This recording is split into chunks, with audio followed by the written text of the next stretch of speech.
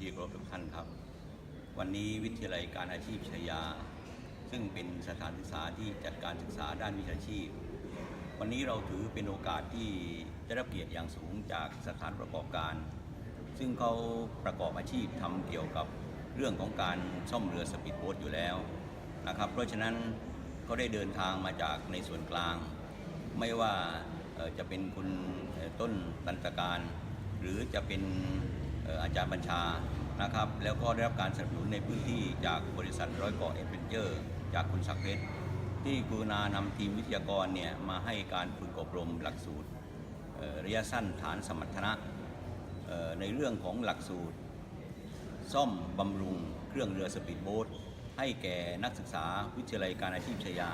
ซึ่งปัจจุบันเนี่ยเรือสปีดโบ๊ทในอ่าวไทยกับอันดามันซึ่งมีในปริมาณค่อนข้างมากแล้วเวลาเสียณปัจจุบันเนี่ยหาช่างที่ซ่อมเนี่ยยากมากต้องใช้เวลาในการซ่อมเนี่ยส่งขึ้นไปในส่วนกลางแล้วกว่าจะได้กลับมาก็ใช้เวลาอันยาวนานทำให้สูญเสียเศรษฐกิจซึ่งเรือแต่ละลำเนี่ยวันหนึ่งก็วิ่งหลายเที่ยวซึ่งบริการให้กับนักท่องเที่ยวโดยเฉพาะอย่างยิ่งในช่วงนี้เนี่ยใกล้เทศกาลปีใหม่ซึ่งมีนักท่องเที่ยวทั้งในต่างชาติและก็ในประเทศที่หลั่งไหลมาในอันดามันในอ่าวไทยค่อนข้างที่จะเยอะทีนี้การสูญเสียการในเรือที่ใช้ไม่ได้ในช่วงเทศกาลนี้เป็นการสูญเสียทางด้านเศรษฐกิจรายได้ที่เข้าประเทศอย่างมากมายวิทยาลัยการอาชีพชัยยาจึงได้จับมือกับฐานประกอบการในการที่จะดำเนินการเพื่อฝึกหลักสูตรวิชาชีพระยะสั้นฐานสมรรถนะ75 ชั่วโมงโดยเบื้องต้นในรุ่นที่1เนี่ยให้กับนักศึกษาวิทยาลัยการอาชีพชัยยาเพื่อจะได้บริการในการซ่อมบำรุงเครื่องเรือสปีดโบ๊ทให้กับผู้ที่ประกอบอาชีพอันนี้อยู่เพื่อเป็นการส่งเสริมการท่องเที่ยวนำเงินรายได้ให้กับประเทศอีกทางหนึ่งครับสวัสดีครับผมศักดิ์เพชรเรืองแพนะครับในนามของบริษัทร้อยเกาะแอดเวนเจอร์จำกัดนะครับและก็เป็นตัวแทนของผู้ประกอบการการนำเที่ยวด้วยเรือสปีดโบ๊ทในภาคใต้นะครับปัญหาใหญ่ของเรือสปีดโบ๊ทเลยนะครับโดยเฉพาะในกลุ่มของผู้ประกอบการท่องเที่ยวนะครับเนื่องจากว่าเราหาช่างที่เป็นผู้เชี่ยวชาญเรื่องของเรือสปีดโบ๊ทโดยตรงเนี่ยยากมากนะครับทุกวันนี้นะครับเมื่อเรือมีปัญหานะครับเราต้องเชิญทีมช่างมาจากกรุงเทพนะครับซึ่งเสียเวลาแล้วก็เสียค่าใช้จ่ายค่อนข้างจะสูงมากนะครับเราจึงได้มาปรึกษากับทางวิทยาลัยการอาชีพชัยยาโดยผอ.วิชิตวิเชียรนะครับหาความเป็นไปได้นะครับในการที่จะนำหลักสูตรของการซ่อมเรือสปีดโบ๊ทเนี่ยเข้ามาสู่วิชาชีพของปวชและปวสนะครับก็ได้รับการสนับสนุนอย่างดีเยี่ยมเลยครับจากบริษัท T&S Marine ประเทศไทยจำกัดนะครับและก็บริษัทดอรัมแห่งประเทศไทยนะครับเราก็คาดหวังนะครับว่าหลักสูตรนี้นะครับจะพัฒนาให้เกิดการสร้างอาชีพนะครับช่างซ่อมเรือสปีดโบ๊ทในพื้นที่ของภาคใต้นะครับซึ่งเป็นแหล่งที่มีการใช้เรือสปีดโบ๊ทค่อนข้างจะเยอะมากนะครับซึ่งตรงนี้นะครับสิ่งที่บริษัทเรือนำเที่ยวนะครับคาดหวังนะครับว่าต่อไปเมื่อเวลาเรือมีปัญหานะครับเราก็ไม่จำเป็นจะต้องส่งเรือไปที่กรุงเทพนะครับหรือไม่จำเป็นต้องเชิญช่างจากกรุงเทพลงมานะครับในการแก้ปัญหาเบื้องต้นนะครับ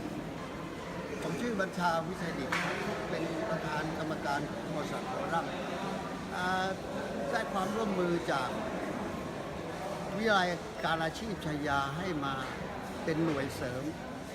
สำหรับอธิบายเรื่องน้ำมันเครื่องซึ่งจำเพาะเจาะจงสำหรับเรือโดยเฉพาะซึ่งไม่มีสถานประกอบการที่ไหนที่จะมาสอนให้ความรู้ทางด้านนี้กับนักเรียนนักศึกษาผมในฐานะที่คลุกคลีอยู่กับวงการน้ำมันหรือวงการปิโตรเลียมก็จะมาช่วยเผยแพร่แล้วก็เสนอทางแนวที่เป็นข้อเท็จจริงให้นักศึกษาได้มีความรู้เพื่อที่จะได้ไปต่อยอดหรือว่าจะได้ไปประกอบอาชีพให้เป็นที่เจริญรุ่งเรืองของนักศึกษาเองแล้วก็สังคมต่อไปครับครับผมต้นตระการทองบูรณ์ครับเป็นผู้เชี่ยวชาญทางด้านเรือเร็วก็ในนามของบริษัท T&S Marine เราก็มองเห็นว่าจากที่เราดำเนินการธุรกิจมาเนี่ยก็อยู่ประมาณ15 ปีครับขาดแคลนบุคลากรหรือผู้เชี่ยวชาญโดยตรงซึ่งตรงกับแขนงที่จะซ่อมเครื่องเรือสปีดโบ๊ทได้ตรงเป็นอย่างผู้เชี่ยวชาญนะตรงนี้เราจะเจอปัญหาเยอะมากเราก็เลยจัดทีมงานแล้วก็มาศึกษาหาแนวทางว่าจะหาบุคลากรหรือทีมช่างที่เก่งๆเข้ามาดำเนินการกิจการตรงนี้ต่อก็เลยมาศึกษากับทางวิทยาลัยเทคนิคชัยยานะครับเพื่อจัดหลักสูตรนี้ขึ้น ซึ่งเป็นหลักสูตรครั้งแรกครับ สาเหตุนะครับที่เราได้มาเปิดหลักสูตรการซ่อมเรือสปีดโบ๊ทเป็นครั้งแรกในประเทศไทยที่วิทยาลัยการอาชีพชัยยานะครับทำไมไม่เปิดที่ส่วนกลางนะครับหรือเปิดในส่วนของจังหวัดนะครับต้องขอเรียนว่านะครับอาชีพช่างซ่อมเรือสปีดโบ๊ทนะครับเป็นอาชีพที่เกี่ยวข้องกับเรือโดยตรงนะครับแล้วก็ลักษณะของเนื้องานนะครับเราจะต้องซ่อมในเรือที่อยู่ในการขับเคลื่อนกลางทะเลนะครับปัญหาใหญ่ของคนที่อยู่ในเมืองนะครับเมื่อลงเรือสปีดโบ๊ทก็คือมีอาการเมาเรือนะครับเพราะฉะนั้นเราจึงต้องหาบุคลากรนะครับที่อยู่ในพื้นที่ที่มีความคุ้นชินนะครับกับสภาพของเรือที่อยู่ในทะเลนะครับเราจึงได้เล็งเห็นว่าทำไมถึงต้องมาลงที่วิทยาลัยการอาชีพชัยยานะครับ ครับก็กับผมผู้อำนวยการวิชิตวิเชียรผู้อำนวยการวิทยาลัยการอาชีพชัยยาแล้วก็เป็นประธานอาชีวศึกษาจังหวัดสุราษฎร์ธานีต้องกราบขอบพระคุณนะครับสถานประกอบการนะครับในทุกๆส่วนแล้วก็คณะวิทยากรที่ได้กรุณาให้ความอนุเคราะห์ในการที่จะมาสอนให้แก่นักเรียนนักศึกษาของวิทยาลัยการอาชีพชัยยาเกี่ยวกับการเป็นช่างซ่อมบำรุงเรือสปีดโบ๊ทซึ่งคิดว่าโครงการนี้ก็จะมีในระยะที่2ระยะที่ 3 ต่อไปก็ขอกราบขอบพระคุณและก็เรียนเชิญชวนนะครับพี่น้องประชาชนที่อยู่ในวงการอาชีพนี้ก็สามารถที่จะมาร่วมฝึกอบรมกับนักเรียนนักศึกษาของวิทยาลัยการอาชีพชัยยาได้ครับกราบขอบพระคุณครับ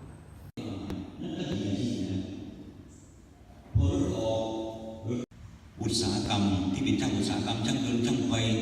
ช่างก่อสร้างช่างพวกนี้ทั้งอิเล็กทรอนิกส์ต้องเก็บระบบรีไซเคิลน้ำใช้พลังงานแสงอาทิตย์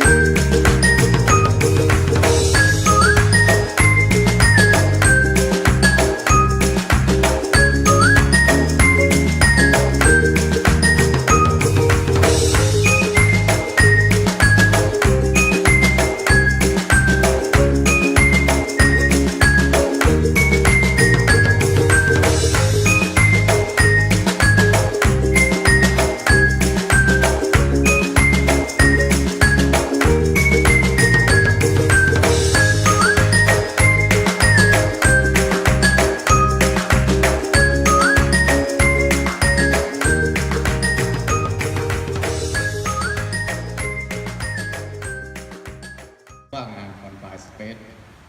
งั้นน้ำมันเบนซินเบากว่าอากาศหรือหนักกว่าอากาศใครตอบได้บ้างเบาหรือหนักเบาไม่ใช่แค่มันอยู่กับพื้นหมดเลยความปลอดภัยในเรือ